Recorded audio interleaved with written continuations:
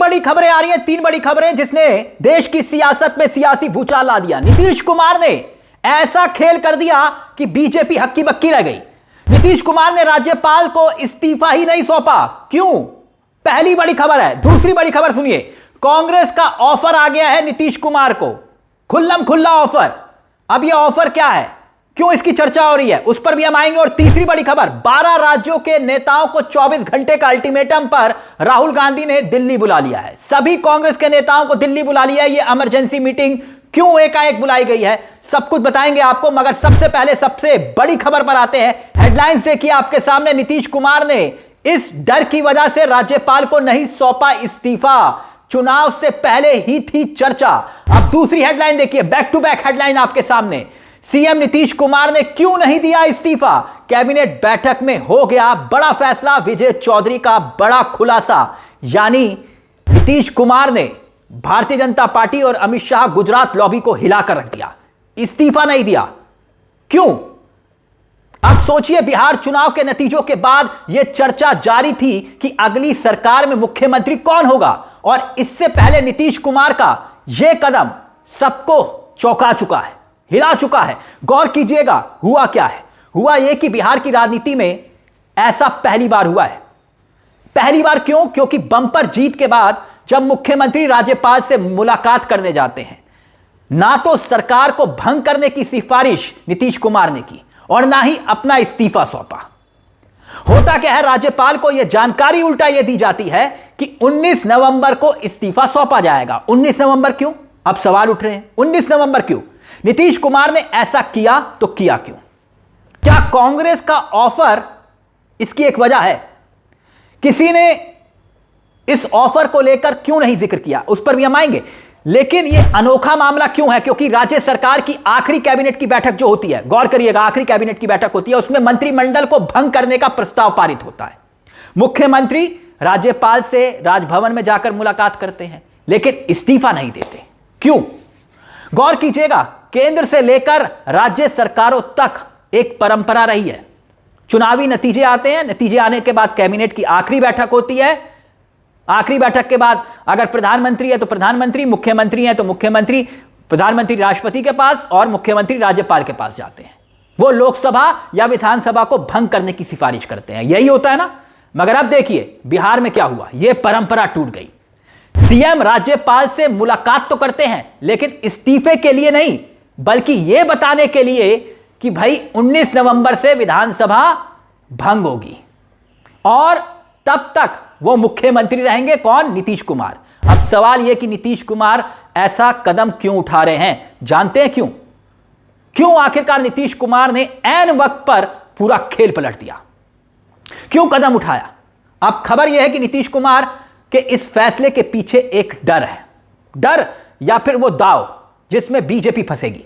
नीतीश कुमार को इस बात का डर है कि कहीं भारतीय जनता पार्टी 19 नवंबर को होने वाली विधायक दल की बैठक में किसी और के नेता के नाम पर मोहर ना लगा दे और उन्हें साइडलाइन ना कर दे, जैसे महाराष्ट्र में हुआ एकनाथ शिंदे के साथ। इसलिए नीतीश कुमार शिंदे नहीं बनना चाहते। 19 नवंबर तक इस्तीफे को टाल दिया। यानी साफ है, सोचिएगा, नीतीश कुमार के राज्यपाल से मुलाकात की तारीख ली 17 नवंबर को और विधानसभा भंग होने की तारीख दे दी 19 नवंबर को। यानी कि नीतीश कुमार भारतीय जनता पार्टी पर रत्ती भर भरोसा नहीं कर रहे, मौका नहीं देना चाहते बीजेपी को, गुजरात लॉबी को, कि वो अपने हिसाब से कोई खेल कर सके। पहली बात। और दूसरी बात, कांग्रेस का ऑफर। अब ये कांग्रेस का ऑफर कहां से आया, किसने दिया? जानते हैं? नीतीश कुमार को ऑफर किसने दिया? और दूसरी तरफ राहुल गांधी की दिल्ली में इमरजेंसी मीटिंग, तमाम नेताओं को कांग्रेस ने बुला लिया। क्यों? मगर उससे पहले यह खबर देखिए, बहुत दिलचस्प खबर है। कांग्रेस की करारी हार के बावजूद बिहार में सरकार बनाना चाहती है कांग्रेस। शपथ से पहले नीतीश कुमार को दिया ऑफर। यह हेडलाइन आपके सामने है, खबर आप देख सकते हैं। अब यह ऑफर किसने दिया, जल्दी से बता देता हूं। कांग्रेस के वरिष्ठ नेता हैं राशिद अल्वी। उन्होंने नीतीश कुमार को लेकर कहा कि भारतीय जनता पार्टी को नीतीश कुमार के बिना सरकार बनाने के लिए 2-4 विधायकों की जरूरत है। यह तो खैर सब जानते हैं, 2-4 विधायकों की जरूरत है। इसलिए उनकी पार्टी जेडीयू को भी बीजेपी तोड़ सकती है। राशिद अल्वी जो बात कह रहे हैं, वो कह रहे हैं नीतीश कुमार को बीजेपी के साथ नहीं बल्कि महागठबंधन के साथ सरकार बनाने लेनी चाहिए। क्यों? क्योंकि कांग्रेस को यह लगता है कि भाई अगर बीजेपी आज नीतीश कुमार को मुख्यमंत्री बना भी देगी तो भी 5 साल तक का कार्यकाल पूरा नहीं करने देगी। अगर वो महाराष्ट्र में पूरी पार्टी को तोड़ सकते हैं, जैसे महाराष्ट्र में आपने देखा होगा कि एकनाथ शिंदे शिवसेना तोड़ दी, एनसीपी तोड़ दी, तो कुछ विधायकों को तोड़ना बच्चों का खेल है। कौन कह रही है? कांग्रेस कह रही है। खैर ये बात सच है, महाराष्ट्र में जो हुआ एकनाथ शिंदे, बिहार जेडीयू में भी तलाशना बीजेपी के लिए और खास तौर पर अमित शाह के लिए चुटकियों का खेल है, क्योंकि बिहार जेडीयू में भी कोई एकनाथ शिंदे तो मिल ही जाएगा। इसीलिए कांग्रेस कह रही है कि भैया हमारा ऑफर स्वीकार करिए, नीतीश कुमार मुख्यमंत्री बनिए। लेकिन अब याद करिए, कुछ घंटे पहले की एक खबर हम और आपको याद दिलाते हैं, इसी से जुड़ी हुई है। ओवैसी की पार्टी एआईएम ने भी, जिसके 5 विधायक जीत के आए, उन्होंने भी बकायदा ट्वीट करके नीतीश कुमार को यह ऑफर दिया था कि आइए हमारे साथ, और बकायदा आंकड़े दिए थे ओवैसी की पार्टी ने। मगर वो बात आई और गई, किसी ने गौर नहीं किया था। मगर अब कांग्रेस कह रही है, और इस बीच एक खबर और आती है। खबर यह आती है कि राहुल गांधी ने एक इमरजेंसी मीटिंग कॉल कर दी है, बुला ली है कांग्रेस नेताओं की। देखिए बड़ी खबर आपके सामने है। बिहार में जो हार हुई, उसके बाद कांग्रेस पार्टी ने एसआईआर जिन राज्यों में होनी है, उन्हीं राज्यों के 12 शीर्ष पदाधिकारियों की एक महत्वपूर्ण बैठक बुला ली है। इस बैठक का जो मकसद है, वो मकसद यह बताया जा रहा है कि भाई आने वाले वक्त में जिस तरह से बिहार में एसआईआर हुई, उसके बाद बिहार में जो खेल हुआ, कहीं ऐसा ना हो कि दूसरे राज्य में हो जाए, इसलिए इस बैठक को बुलाया गया है। नहीं, बात इतनी नहीं है। सिर्फ इसीलिए नहीं बुलाया गया है।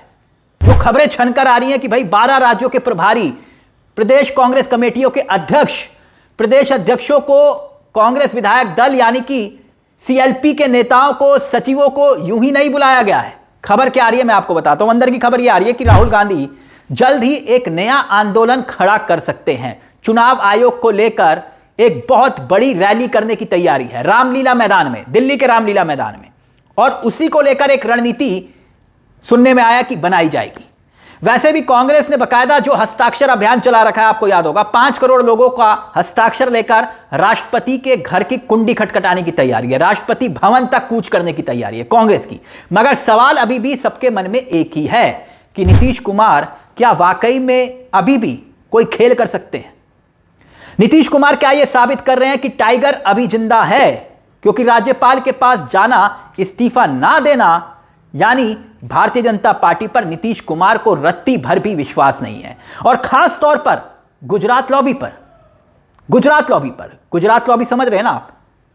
इसीलिए नीतीश कुमार ने वो कर दिया जो अब तक नहीं हुआ था। राज्यपाल के पास गए लेकिन इस्तीफा नहीं दिया। तो गेंद अब भारतीय जनता पार्टी के पाले में नीतीश कुमार ने डाल दी है कि अगर नाम का ऐलान नहीं किया तो फिर बिहार में खेला होगा, और इस बार ऐसा खेला होगा कि इसकी धमक दिल्ली में मोदी सरकार की जो बैसाखी नंबर 2 है, यानी कि नीतीश कुमार जेडीयू, वो भी हिल सकती है, या फिर जेडीयू ही टूट सकती है। ये दोनों बातें हो सकती हैं। इस मुद्दे को लेकर आपकी क्या राय है? आपको क्या लगता है कि आखिरकार नीतीश कुमार ने इस्तीफा क्यों नहीं दिया? अपनी राय हमें कमेंट बॉक्स में जरूर दीजिएगा। मुझे तिलक चावला को दीजिए इजाजत। एक छोटी सी दरख्वास्त, चैनल को सब्सक्राइब जरूर कर लीजिएगा। यह मंच आपका है जहां हम सिर्फ खबर नहीं दिखाते बल्कि खबर के पीछे की खबर भी बताते हैं। नमस्कार, जय हिंद, जय भारत।